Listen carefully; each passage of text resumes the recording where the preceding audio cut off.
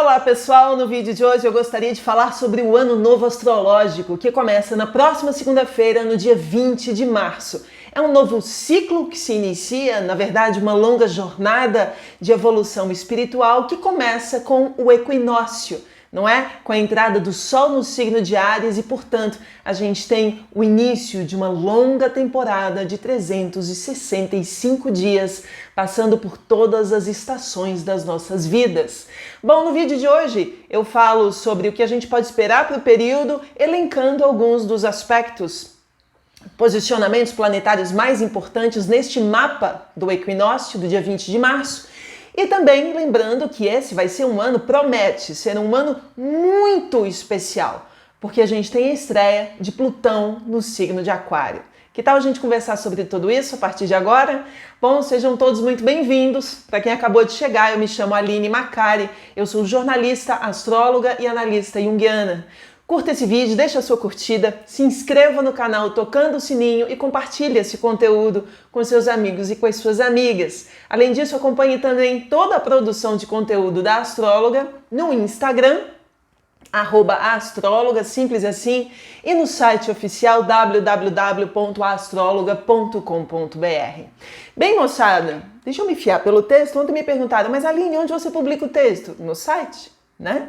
Bom, moçada, a gente vai ter, portanto, o início de um novo ano astral que começa nesta segunda-feira, no dia 20 de março, às 18h24, horário de Brasília. Aqui a gente está falando do equinócio. O que é o equinócio? É a entrada do Sol no signo de Áries. Portanto, a gente tem o significado pleno da palavra aequos, né? Que significa igual, nox, noite. Portanto, dia e noite com o mesmo tamanho. E aí a gente tem o início de novas estações, o início da primavera no hemisfério norte e o início do outono no hemisfério sul. Para a astrologia, essa é uma data super importante, uma das mais importantes do ano, porque é justamente quando a gente começa a dar início à nossa jornada zodiacal pelos 12 signos que representam a nossa evolução terrena. Justamente como se fosse um calendário perfeitinho, só que regido pelas leis da natureza, não regido pelas leis dos homens, ou regido por qualquer outra referência histórica. Então esse é o nosso calendário real, o nosso calendário natural. Vivemos outros calendários, né? Outras culturas vivem outros calendários. Mas digamos que o calendário da natureza é esse, né? Assim eu imagino as nossas vidas começando, tendo um novo início, né? O início de uma nova saga, justamente a partir desta data. Para as culturas antigas, o equinócio era motivo de festa, de celebração, de rituais, portanto, acho que vocês deveriam contar com seus próprios rituais, com a sua própria simbologia, com o seu próprio significado, imaginando que a gente está no finalzinho da temporada pisciana, estreando já um ano novo, então a gente está nesse ínterim, né, nessa fronteira, nesse limiar, entre um signo de profunda introspecção e já na estreia de um signo que é pura aventura. Então que a gente se organize internamente, que a gente consiga descansar esses dias, que a gente faça as nossas reflexões, que a gente guarde toda a nossa energia, porque já começa uma nova aventura. Bem, moçada, que aventura é essa, né? O mapa do céu do equinócio nos reserva informações muito valiosas e talvez elas sejam as setas, né? Que indiquem pra gente como, né, o que a gente pode esperar desse ano novo, né? Bom, gostaria de falar sobre o significado do mês de março, né? Porque o ano novo se dá em março. Vamos lá. O nome março vem de Martius, né? Em homenagem ao deus romano Marte, que é o deus da guerra antigo. Nesse mês, especialmente por conta do começo da primavera no hemisfério norte, tinham início as campanhas militares. Vejam que é justamente o período para se iniciar conflitos, né? E isso porque o fim do inverno tornava muito mais fácil empreender grandes deslocamentos, né, de tropas com um mínimo de baixas. Imagine emplacar um conflito, uma guerra, mandar as tropas no inverno. Não, isso acontecia na primavera. Áries é o signo regido por Marte, é o signo da ação, da competitividade e do conflito. Por isso, não seria de se espantar que vários conflitos do mundo ganhassem muito mais força a partir de agora. A simples entrada do Sol no signo de Áries fortalece a possibilidade do acréscimo de conflito ao redor do mundo, né? E nas nossas vidas pessoais também. Por isso eu imagino que conflitos que a gente já está acompanhando, como Israel e Palestina, aquela história de China e Taiwan, também Rússia contra a OTAN, tudo isso pode ganhar outra proporção, né? Inclusive os norte-coreanos se debatendo aí com todo o resto do mundo. Então fiquemos atentos, porque é uma data de inícios, mas também de inícios de outras coisas que nem sempre são bacanas, nem sempre são luminosas. Bom, tem um outro aspecto nesse mapa do equinócio que eu gosto, que eu acho interessante, mas como tudo é dual, tudo é feito de luz e de sombra, é interessante a gente ver as perspectivas luminosas e as perspectivas sombrias. Nesse mapa do equinócio, a gente tem o Sol a 0 grau de Áries, entretanto, ainda, e também muito próximo a Mercúrio, mas ainda muito próximo a Netuno nos últimos graus de Peixes. Esses três caras, Sol, Mercúrio e Netuno, falei super deles essa semana num encontro muito bonito que fala de uma profunda espiritualidade. Vou deixar o vídeo para vocês aqui embaixo nas descrições, aqui em cima na tela, para vocês entenderem a potência luminosa desse encontro. Entretanto, esses caras vão tretar com Marte em Gêmeos, e essa também é uma das configurações dos últimos dias, Marte em quadratura, em aspecto tenso com Netuno, promovendo uma série de coisas que não são bacanas. Então, se por um lado a gente tem sensibilidade, espiritualidade, inspiração, arte e compaixão desse primeiro aspecto, por outro, dessa tensão de Marte com Netuno, que eu já fiz um vídeo, deixo o link para vocês aqui embaixo nas descrições e aqui em cima na tela, a gente tem outro efeito. E os efeitos por quadratura são miopia, dificuldade de enxergar a realidade, atraso em várias coisas, distorção da realidade e má intenção, deliberada má intenção no diálogo com o outro, tá bom? Como aqui a gente está falando de uma tensão com um planeta, o planeta do conflito no signo da palavra, aqui a gente está falando de guerra pela palavra, de fofoca, de fake news, de mal entendido, do desejo de produzir mal entendido, né? E por aí vai, né? Como eu escrevo, não por acaso, é justamente por causa desta tensão desses planetas nos últimos dias que a gente está vendo justamente uma quebradeira a jato, relâmpago, de alguns bancos nos Estados Unidos. Havia de fato um problema financeiro relacionado ao SBV, o Silicon Valley Bank. Mas mensagens difamatórias, ou seja, Marte em Gêmeos, o conflito pela palavra, compartilhadas maciçamente no Twitter, aceleraram muito o processo e várias pessoas, né, tiraram dinheiro dos bancos por conta desta ação, ok? Isso se deu de forma irreversível e acabou levando para o buraco outros bancos junto, né? Mas esta guerra tem relação ainda com outros aspectos que se manterão congelados no mapa do equinócio e que tem a ver com uma outra configuração, que é Vênus, conjunta nó do norte em Touro, em quadratura com Plutão. Bora entender de que maneira isso se manifesta? Vamos lá. Vênus e nó do norte contra Plutão. A tensão das últimas semanas entre a Vênus, essa mocinha linda, que está sempre meio escondida, vem cá minha filha, você é tão linda, tão necessária nesse mundo, né? A Vênus é deusa dos amores e dos valores. Atualmente ela está em Touro, que é um posicionamento muito bacana, tá? Ou melhor, acho que ela entra hoje no signo de Touro, se não me engano. Deixo para vocês a informação aqui embaixo. No mapa do equinócio ela está em Touro, só que ela faz um aspecto difícil com Plutão em Capricórnio lá nos últimos graus, né? O que isso significa? A gente tem dois planetas que não estão se dando bem, e são dois planetas em signos que têm a ver com riquezas, com finanças, com dinheiro e com capitalismo. E embora ela já esteja no final dessa formação, lá no mapa do equinócio, ela se mostra congelada. Então é como se a gente tivesse no mapa do equinócio o congelamento dessa tensão entre Vênus e Plutão, tá bom? Nessa quarta-feira, ontem, outra instituição começou a colapsar. Como eu escrevo, por motivos diferentes, foi a vez do Credit Suisse, um dos bancos mais tradicionais do mundo, e teve forte impacto nas bolsas da Europa. Dessa vez aconteceu por outros motivos, por divergências com os acionistas, investidores, melhor dizendo, sauditas. E por isso o banco teve uma perda estimada em 25% das suas ações, o que é muita coisa. Entretanto, se a gente olhar para o mapa desses dias, né?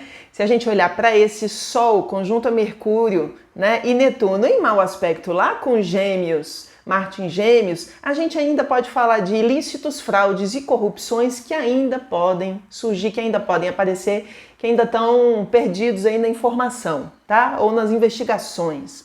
A questão é que todas essas tensões financeiras talvez não pudessem passar de um episódio pontual. Eu até pensei sobre isso na segunda-feira, afinal de contas a Vênus já entrou em Touro, né? E a Vênus em Touro, a deusa da prosperidade, a pequena benéfica, num signo valioso, né, próspero como o signo de Touro, poderia significar pra gente alguma coisa mais pontual. Mas com a despedida de Plutão em Capricórnio e a estreia em Aquário dali 3 dias, porque na semana que vem a gente ainda tem estreia de Plutão em Aquário no dia 23/3/23. Guarda essa data.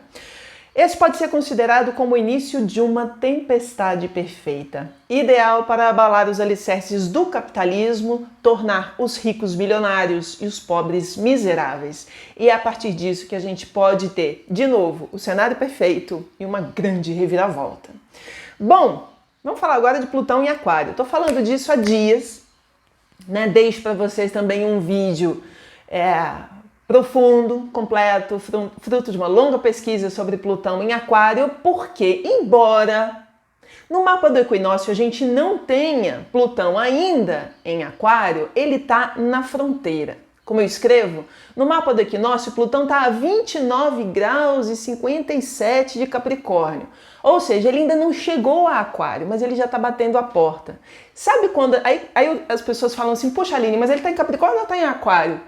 E às vezes é difícil dar respostas, às vezes ambíguas para as pessoas, porque elas querem certeza, só que não existe nem certeza, nem na astrologia, nem na vida.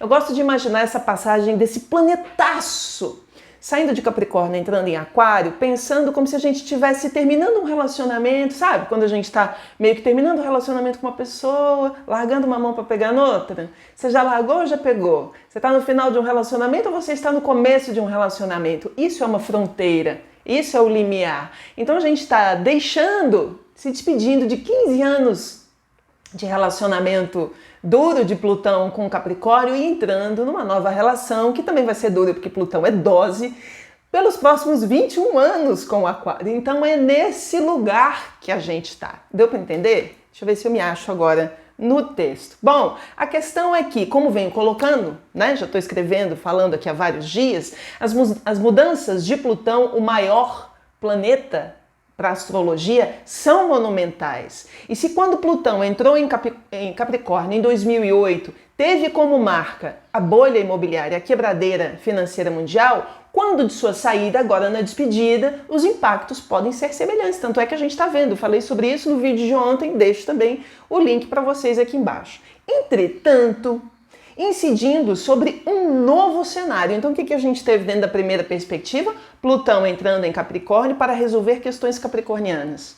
Plutão faz um aspecto similar agora, efeitos um tanto similares, para vir a corrigir outro cenário, um cenário aquariano. Entende? Espero estar me fazendo clara.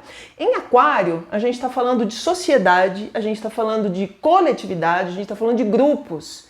E um caos financeiro é o cenário perfeito para revoluções populares, tecnológicas, cibernéticas, ataques cibernéticos, invasões, grandes reviravoltas tecnológicas, envolvendo grana, envolvendo bancos. Então tudo isso está no nosso radar para esses dias, ok?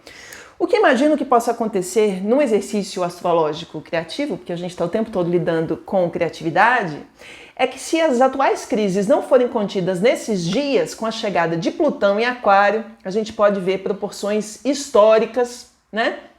Inclusive com um número maciço de mortes em massa, porque a gente está falando de Plutão, que é morte, Aquário, coletividade. Mas enfim, dentro de uma perspectiva real e simbólica, né? É exatamente isso. Então, qual que é o raciocínio que eu estou elencando agora? A gente está quase que entrando num cenário perfeito por um grande caos que se forma para ser resolvido em Aquário. A gente ainda tem alguns dias antes do equinócio e a gente ainda tem alguns dias antes da entrada de Plutão em Aquário. Será que essa questão financeira consegue... Será que as pessoas vão conseguir resolver essa questão a tempo? Ou será que esse é que vai ser o start, esse é que vai ser o gatilho, né? O botão vermelho que alguém apertou e que transformou tudo numa grande bagunça e que vai ter as repercussões de correção de Plutão em Aquário. Porque essa é a grande missão, né? Plutão é planeta de morte e de renascimento. Por onde ele passa, ele vai fazer morrer determinada situação para fazer renascer. E em Aquário a gente está falando de coletivo, das pessoas, da sociedade, né? Bom, já me perdi de novo.